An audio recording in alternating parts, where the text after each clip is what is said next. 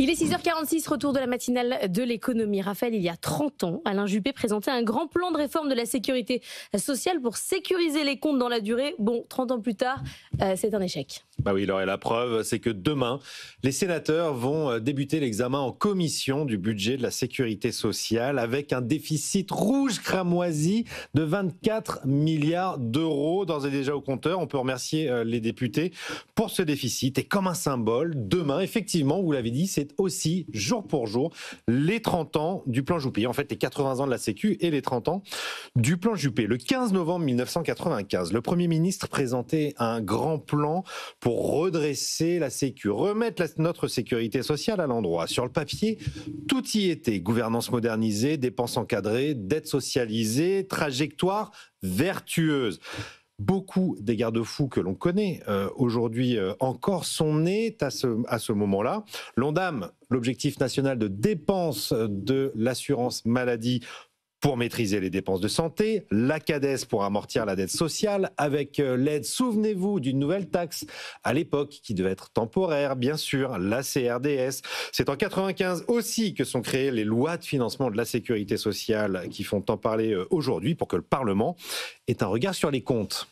Toute l'architecture, en somme, il n'y a rien qu'à fonctionner. C'est bien simple. Toutes les barrières de sécurité mises en place à l'époque ont été enjambées. L'ONDAM, il a fonctionné, il a plutôt bien fonctionné d'ailleurs jusqu'en 2020, mais depuis 5 ans, tout part à volo. Voté chaque année, il est systématiquement dépassé. Il y a une perte de contrôle totale sur les dépenses de santé. Les dépenses de santé, c'est aujourd'hui 90% du déficit de la sécurité sociale. La CADES, elle, à l'origine, elle devait fermer en 2009. Puis on a repoussé en 2024. Et puis on l'a repoussé aujourd'hui en 2033. Et on devra certainement encore la repousser plus loin encore.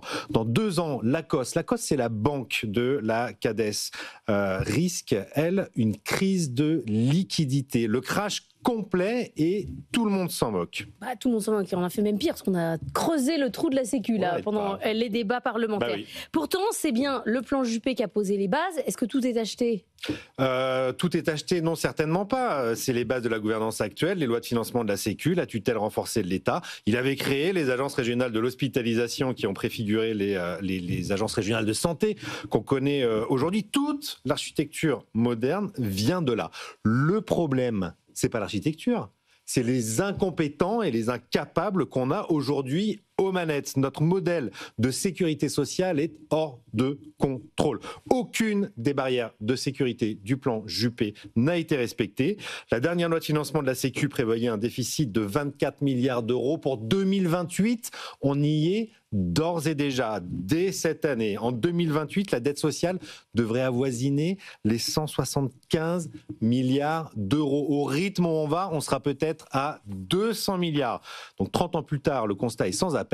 Le plan Juppé, c'est un échec total. L'ancien Premier ministre lui-même, d'ailleurs, est le premier à le reconnaître, mais c'est évidemment pas de sa faute, c'est celle de l'incurie de ses successeurs. Attendez, ils vont peut-être voter des économies en commission des finances. Alors on les attend toujours. Non, Bravo au Sénat. Je plaisante. Ça pourrait être un peu plus sérieux. Il est 6h.